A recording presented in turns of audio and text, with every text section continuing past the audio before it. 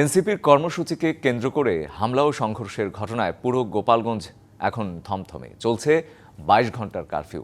বন্ধ রয়েছে ব্যাংক, বিমা, অফিস, আদালত ও ব্যবসা প্রতিষ্ঠান। তবে কারফিউ চললেও সড়কে চলছে কিছু কিছু যানবাহন। বিভিন্ন স্থানে পুলিশের পাশাপাশি জোরদার করা হয়েছে বিজিবির টহল, যোগ দিয়েছে নৌবাহিনীও। জাতীয় নাগরিক পার্টি এনসিপির গোপালগঞ্জের পথসভাকে কেন্দ্র করে সংঘর্ষের ঘটনায় জেলা জুড়ে চলছে ২২ ঘন্টার কারফিউ। বন্ধ রয়েছে ব্যাংক, বিমা, অফিস, আদালত, ব্যবসা প্রতিষ্ঠান। তবে সচল রয়েছে জরুরি সেবা। সড়কে স্বল্প পরিসরে চলছে বাস ও ট্রাক সহ অন্যান্য যানবাহন। বিপাকে শ্রমজীবীরা। সকালবেলা থেকেই লোকজন কম, তবে আমাদের ব্যবসা প্রতিষ্ঠান বন্ধ। বেরোতে তো হবে, এই ফ্যাক্টরি খাতে দিতে হবে, কেদার লাগছে, এবারে কিস্তি আছে, এগুলো বাড়াতে হবে। যে ৪৬ টাকা জারি করলে করা কিছু নাই। গাড়ি ঘোড়া চলতেছে না, রোডঘাট বন্ধ। এখন আমাকে তো সকালবেলা হলে বারণ লাগে গাড়ি নিয়ে, খাবো কি? এদিকে জেলার বিভিন্ন স্থানে পুলিশের পাশাপাশি বিজিবির টহল জোরদার করা হয়েছে, যোগ দিয়েছে নৌবাহিনীও। বুধবার গোপালগঞ্জে এনসিপির কর্মসূচিকে কেন্দ্র করে হামলা ও সংঘর্ষে ৪ জন নিহত হয়। এ ঘটনায় আটক করা হয়েছে ১৪ জনকে। DBC news desk. গোপালগঞ্জের আরও খবর জানবো। সহকর্মী আমিরুল ইসলাম আমাদের সাথে যুক্ত হচ্ছেন সেখান থেকে। আমিরুল, এই মুহূর্তে গোপালগঞ্জের কি পরিস্থিতি যদি জানতে চাই? ২২ ঘন্টার কারফিউ চলছে। গোপালগঞ্জের পরিস্থিতি এখন হচ্ছে থমথমে অবস্থা। বিশেষ করে সাধারণ মানুষের মাঝে যে একটা আতঙ্ক বিরাজ করছে, এই আতঙ্ক হচ্ছে যে গ্রেপ্তার আতঙ্ক, বিশেষ করে সংঘর্ষ কেন্দ্র করে। শুধুমাত্র এই সমাবেশে কেন্দ্র করে, পথসভায় কেন্দ্র করে যে পৌর যে মুক্তমঞ্চ এলাকায় যে শুধুমাত্র হামলা বা রণক্ষেত্রে পড়ছে এমনটি নয়। এ হামলার শিকার হয়েছিল যে বিশেষ করে খুলনা যে কারাগার, সেই কারাগার, এবং কারাগারে দেখছি যে এখনও যে গতকালে যে হামলা হয়েছে সেই হামলার ক্ষতচিহ্ন এখনও রয়ে গেছেন। এবং এই যে নিরাপত্তা বলয়, সে নিরাপত্তা বলয় কারারক্ষীদের সঙ্গে নিযুক্ত হয়েছেন সেনা সদস্য ও বিজিবি সদস্যরা। এবং এই যে ক্ষয়ক্ষতি বা ক্ষতচিহ্ন, সেই ক্ষতচিহ্ন পরিদর্শনে এসেছেন অতিরিক্ত আইজিপি প্রিজন। তিনি পরিদর্শন করছেন এবং পরিদর্শন শেষে জানিয়েছেন যে গণমাধ্যম কর্মীদের সঙ্গে যে বিষয়টি নিয়ে কথা বলার কথা রয়েছে। এবং এছাড়া সাধারণ মানুষের মাঝে দেখেছি যে আতঙ্ক। তবে বেলা বাড়ার সঙ্গে সঙ্গে কিন্তু যে স্বাভাবিক অবস্থা বা মেন সড়কগুলোতে যে ছোট যানবাহন, বিশেষ করে রিক্সা, ব্যাটারিচালিত অটোরিক্সা, এগুলো চলাচল করছে। অনুরূপভাবে যে এখানটায় যে মহাসড়কগুলি, যে মহাসড়কগুলোতে স্বল্প পরিসরে দূরপাল্লার যে বাস এবং ট্রাক সহ অন্যান্য যানবাহন চলাচল করছে। এবং জরুরি সেবা রয়েছে, সেই জরুরি সেবার আওতামুক্ত রয়েছে যে কারফিউ, যার কারণে যে জবাবদিহিতার মাধ্যমে যেন আনতে হচ্ছে। অনুরূপভাবে এই যে উদ্বুদ্ধ পরিস্থিতি নিয়ন্ত্রণের জন্য এই জেলাতে বিভিন্ন স্থান থেকে যে ১,৪৩০ জন যে পুলিশ সদস্য আনা হয়েছে, সেই সঙ্গে নৌ সদস্য যোগ দিয়েছেন, বিজিবি রয়েছেন, র্যাব সদস্য রয়েছে, সেনা সদস্য রয়েছেন। সব মিলিয়ে যে পরিস্থিতি যে উন্নতির দিকে বা নিয়ন্ত্রণ আনার জন্য যে ব্যবস্থা প্রশাসনের পক্ষ থেকে, সেই প্রশাসন অব্যাহত রেখেছে। এবং কথা বলেছে এখানকার যে সদর থানা যে ওসি রয়েছেন, তার সঙ্গে কথা বলেছে। তিনি যে জানিয়েছেন আমাকে যে এই যে ঘটনায় যে কয়েকটি ঘটনা ঘটেছে, সেই ঘটনার যে মামলা, সেই মামলাগুলি প্রক্রিয়াধীন রয়েছে। এখন পর্যন্ত ১৪ জনকে আটক করা হয়েছে এবং তাদেরকে আদালতে সোপর্দ করা হবে। এটাই ছিল সর্বশেষ অবস্থা। রঞ্জন। আমিরুল, আপনাকে ধন্যবাদ। এনসিপির জুলাই পদযাত্রা আজ ৩ জেলায়। আজকের দিনের কর্মসূচি শুরু হচ্ছে যেখান থেকে, অর্থাৎ ফরিদপুর। সেখান থেকে সবশেষ পরিস্থিতি জানাতে যুক্ত হচ্ছেন সহকর্মী আরিফুল ইসলাম। আরিফ, পরিস্থিতি কি দেখছেন? নিরাপত্তা ব্যবস্থা বিশেষত সেটি কেমন দেখছেন আরিফ? দুর্দান্ত নিরাপত্তা ব্যবস্থা যদি বলতে চাই, সেক্ষেত্রে নিরাপত্তার চাদরে ঢেকে রেখেছে ফরিদপুর জেলা। কারণ এই জন্য বলা হয়েছে, গতকালকে এনসিপির উপর যে হামলা হয়েছে কিংবা সংঘর্ষ হয়েছে, ধাওয়া পাল্টা দেওয়া হয়েছে, সব কিছু বিবেচনা করেই এই ফরিদপুর জেলার প্রশাসক পক্ষ থেকে কিন্তু নানাভাবে আইন শৃঙ্খলা পরিস্থিতি জোরদার করা হয়েছে। বিশেষ করে আমরা সকাল থেকে দেখেছি সেনাবাহিনীর পাশাপাশি বিজিবি দেখেছি, পাশাপাশি কোস্ট গার্ড দেখেছি, পুলিশ তো রয়েছেই, এমনকি ডিবি রয়েছে, বিভিন্ন গোয়েন্দা সংস্থারা রয়েছে। সবাই কিন্তু এই মঞ্চের আশেপাশে তারা অবস্থান করছেন, যদি যাতে করে কোনো প্রকার আর সংঘর্ষ বা সেই ধরনের বিশৃঙ্খলা সৃষ্টি না হয়। বিশেষ করে এই মঞ্চকে কেন্দ্র করে, এই সমাবেশকে কেন্দ্র করে যে নিরাপত্তাটা নেওয়া হয়েছে, তার একটি উদাহরণ আমি যদি দিতে চাই, মঞ্চের ঠিক পাশের যে ভবনগুলো রয়েছে, আশেপাশে চারদিকে যে ভবনগুলো রয়েছে, প্রত্যেকটা জায়গাতেই কিন্তু আইন শৃঙ্খলা বাহিনীকে বসানো হয়েছে এবং কি নিরাপত্তার বলা যায় যে নিরাপত্তা একেবারে চাদরে ঢেকে রেখেছে পুরো জায়গাটি জুড়ে। আর আরেকটি বিষয় জানিয়ে রাখি যে আজকে এনসিপির এই পদযাত্রা ইতিমধ্যেই একটি অংশ তারা কিন্তু সার্কিট হাউসে অবস্থান করছেন, এই হয়তোবা আরেকটি অংশ বাকি রয়েছে, কারণ রাস্তায় তাদের গাড়ি খারাপ ছিল বিধায় তারা সময় মতো পৌঁছাতে পারেনি, তাই তারা আসতে দেরি হচ্ছে। এমনকি কিছুক্ষণের মধ্যে যারা তৃণমূল পর্যায়ের নেতৃবৃন্দ যারা মঞ্চে বক্তব্য দিচ্ছেন তারা বলে যাচ্ছেন যে কিছুক্ষণের মধ্যে তারা মঞ্চে উঠবেন এবং কি শীর্ষ পর্যায়ের যে নেতৃবৃন্দ আছেন তারা বক্তব্য দিবেন। সেই বক্তব্যের উপর পরবর্তী কর্মসূচি, যেহেতু আজকে আনুষ্ঠানিকভাবে কর্মসূচি রয়েছে, এখান থেকে তারা রাজবাড়ী যাবেন, রাজবাড়ির পরে পদ্মা নদী পার হয়ে তারা মানিকগঞ্জে গিয়ে শেষ করবেন আজকের মতো। তো সেক্ষেত্রে সেই যে বিষয়গুলো মূলত আজকের নিরাপত্তাটা বেষ্টনীটা একেবারেই জোরদারের যে বিষয়টা, সেই চিত্রটা দেখে কিন্তু বলা যেতে পারে যে একেবারেই যাতে করে আর কোনো প্রকার সেই ধরনের সংঘর্ষ না হয় সেই বিষয়টা নিশ্চিত করতে কিন্তু নিরাপত্তা ব্যবস্থা জোরদার করেছে। তো রঞ্জন, এই ছিল এখান থেকে সবশেষ। পরবর্তীতে নেতাকর্মীরা যখন বক্তব্য দেবেন সেই বক্তব্যতে আসলে পরবর্তীতে কী ধরনের কর্মসূচি হতে পারে, কী ধরনের বক্তব্য আসতে পারে, কী ধরনের মেসেজ আসতে পারে, সেই বিষয়টা আসলে তুলে ধরার চেষ্টা করবো। এই ছিল এখান থেকে সবশেষ। রঞ্জন, নিশ্চয়ই আরিফ, আপনার কাছ থেকে শুনে নেব সেখানকার খবর। নির্বাচন পেছাতে গোপালগঞ্জে পরিকল্পিত রক্তক্ষয়ী সংঘাত, এমন অভিযোগ করে বিএনপি নেতারা বলছেন আবারও ষড়যন্ত্র শুরু করেছে একটি কুচক্রী মহল। দাবি করেন বিভাজন তৈরি করে নানা চোরাপথে ফ্যাসিবাদের উত্থান ঘটানোর চেষ্টা চলছে। রাজধানীতে আলাদা অনুষ্ঠানে এসব কথাই বলেন তারা। বৃহস্পতিবার সকালে রাজধানীর পান্থপথে জিয়াউর রহমান ফাউন্ডেশনের আয়োজনে ডেঙ্গু ও করোনা সতর্কীকরণ লিফলেট বিতরণ কর্মসূচি অনুষ্ঠিত হয়। এ সময় দলের সিনিয়র যুগ্ম মহাসচিব রুহুল কবির রিজভী অভিযোগ করেন নির্বাচন পেছানোর জন্যই গোপালগঞ্জে পরিকল্পিতভাবে রক্তক্ষয়ী সংঘাত ঘটানো হয়েছে। সামাজিক যোগাযোগ মাধ্যমে দেখছি যে এই বর্তমান সরকারকে 5 বছর রাখার জন্য তারা বলছে। তাহলে আমরা কি এখন ধরে নিব যে যা কিছু ঘটছে, যা কিছু ঘটনা হচ্ছে রক্তক্ষয়ী ঘটনা, যাতে নির্বাচন পেছানো যায়, এই সমস্ত করার জন্যই কি পরিকল্পিতভাবে এই রক্তক্ষয়ী ঘটনাগুলো ঘটানো হচ্ছে কিনা, এটা নিয়ে জনমনে বড় প্রশ্ন দেখা দিয়েছে। পরে নয়াপল্টনে দলের কেন্দ্রীয় কার্যালয়ের সামনে কৃষক দল আয়োজিত বিক্ষোভ কর্মসূচিতে তিনি প্রশ্ন রাখেন, খুলনায় বিএনপি নেতার রগ কাটল কারা।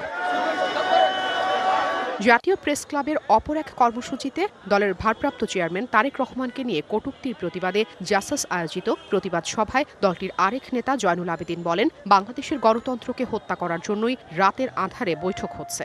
11 মাসও আপনি যখন নির্বাচন দিতে পারেন নাই, ঠিক যখন একটা নির্দিষ্ট সময় ঘোষণা করলেন, তখন এই গোপালগঞ্জের ঘটনা ইঙ্গিত বহন করে দেশে যাতে আর নির্বাচন না হতে পারে।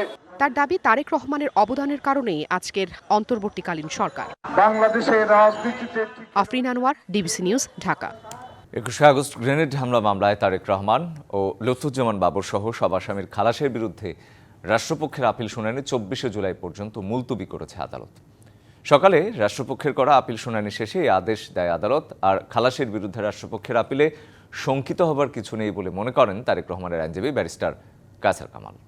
এদিন প্রধান বিচারপতি সৈয়দ রেফাত আহমেদের নেতৃত্বে 6 বিচারপতির বেঞ্চে এই আপিলের শুনানি করেন deputy attorney general barrister Abdullah Al Mamun. 2018 সালে বিচারিক আদালতের রায়ে সাবেক স্বরাষ্ট্র প্রতিমন্ত্রী লুৎফুজ্জামান বাবর, সাবেক শিক্ষা উপমন্ত্রী আব্দুস সালাম পিন্টু সহ 19 জনকে মৃত্যুদণ্ড এবং বিএনপির ভারপ্রাপ্ত চেয়ারম্যান তারেক রহমান সহ 19 জনকে যাবজ্জীবন ও 11 জনকে বিভিন্ন মেয়াদে কারাদণ্ড দেওয়া হয়। গেল 1 ডিসেম্বর 5টি পর্যবেক্ষণ দিয়ে আলোচিত এই মামলার সব আসামিকেই খালাস দেয় হাইকোর্ট। পরে সেই রায়ের বিরুদ্ধে আপিল করে রাষ্ট্রপক্ষ।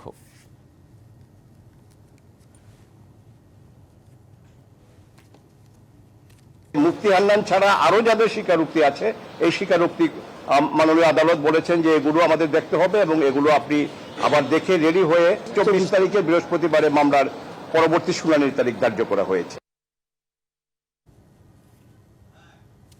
গোপালগঞ্জে হামলা জড়িতদের গ্রেপ্তার ও বিচারের দাবি জানিয়ে ফ্যাসিবাদীদের যে কোনো ষড়যন্ত্র রুখে দেওয়ার হুঁশিয়ারি দিয়েছে জামায়াতে ইসলামী।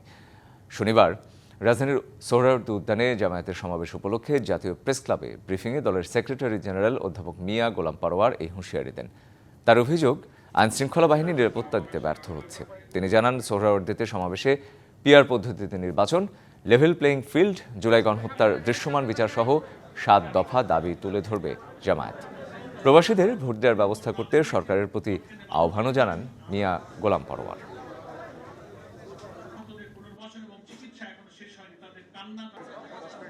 এটার জন্য আমরা তীব্র নিন্দা জানাই এবং বিস্ময়ের ব্যাপার যে সশস্ত্রভাবে গোপালগঞ্জের সেই সব জায়গাগুলোতে তারপরও তারা যে মিছিল করেছে, বিক্ষোভ করেছে, ডিসি অফিসে, এসপি অফিসে হামলা করেছে, কারাগারে হামলা করেছে, এটা খুবই ন্যাক্কারজনক। এর আমরা তীব্র নিন্দা জানাই এবং এই অবস্থা নিরসন হওয়ার জন্য আজকে সারা দেশে জামাত ইসলামী বিক্ষোভ দিবস ঘোষণা করেছে।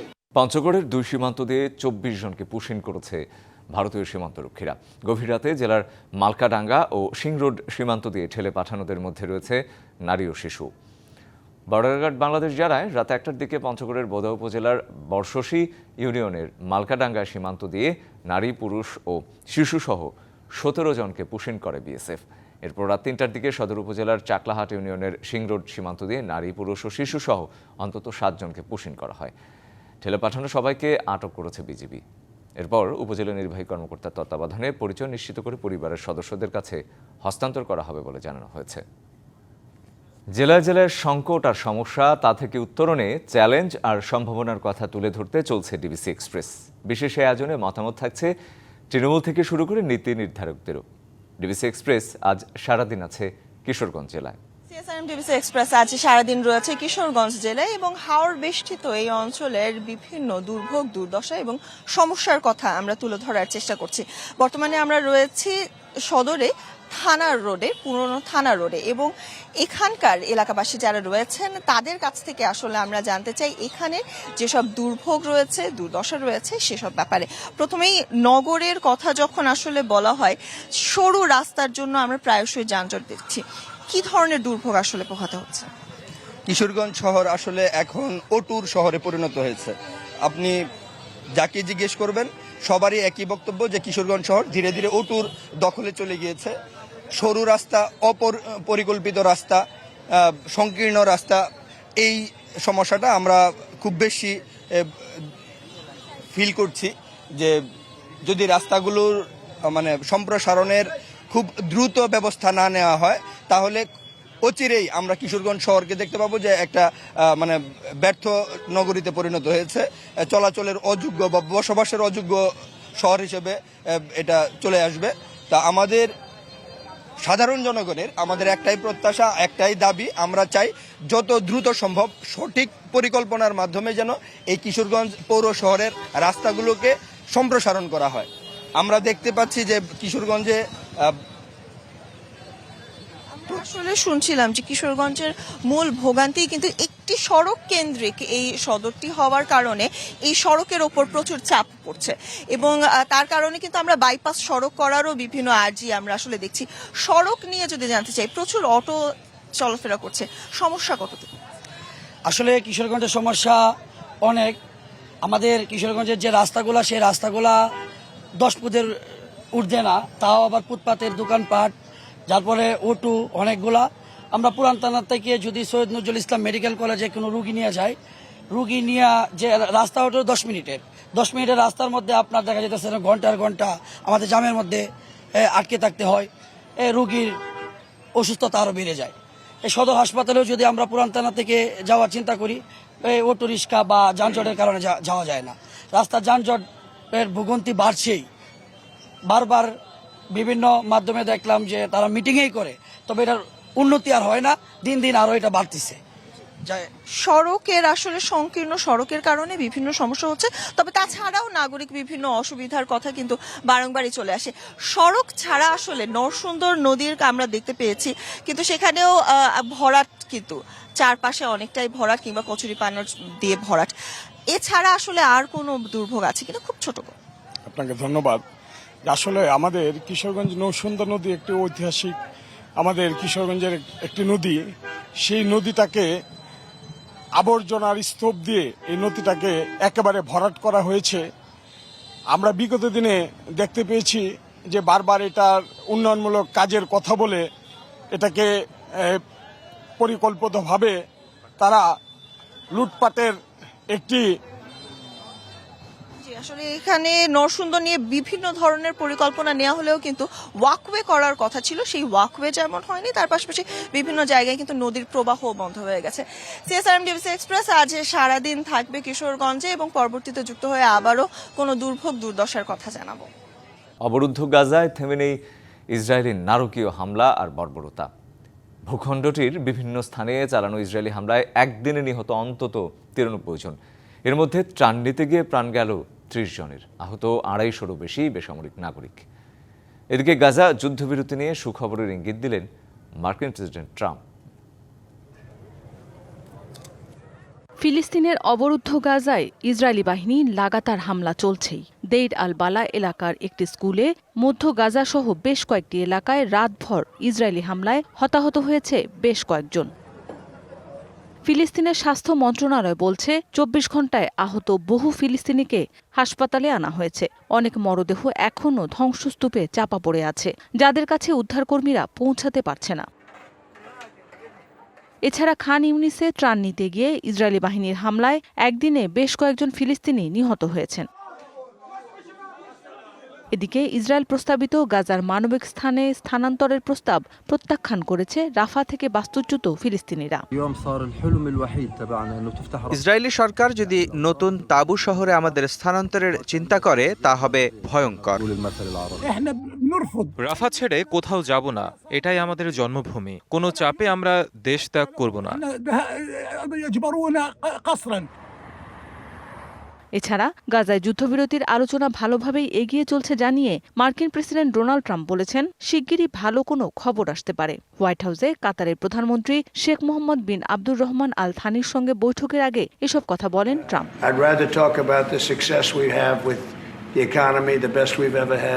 মৌসুমী শান্তা, ডিবিসি নিউজ ডেস্ক। ফরিদপুরে পথসভায় বক্তব্য রাখছেন এনসিপি নেতারা, আমরা সরাসরি যাচ্ছি সেখানে।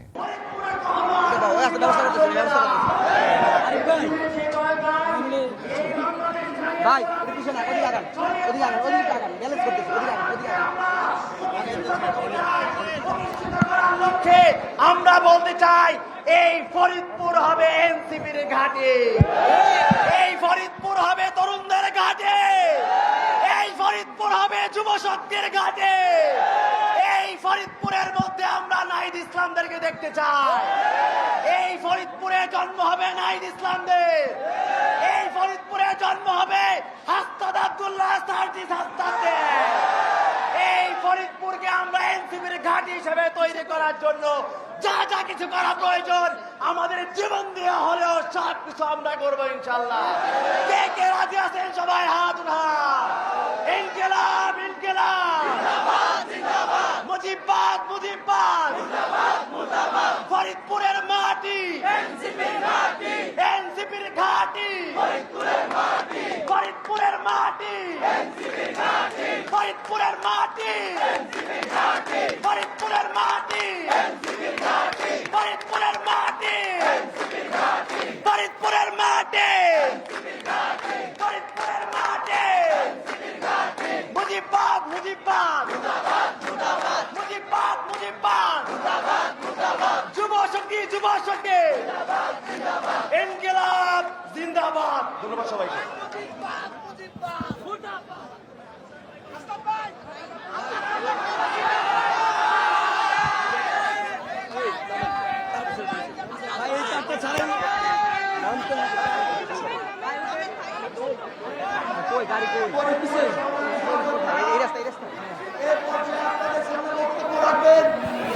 জাতীয় নাগরিক পার্টি এনসিপির শ্রমিক উইংয়ের প্রধান সমন্বয় এবং এনসিপির কেন্দ্রীয় কমিটির যুগ্ম মুখ্য সমন্বয়ক মাজহারুল ইসলাম ফকির, মাজহারুল ইসলাম ফকির।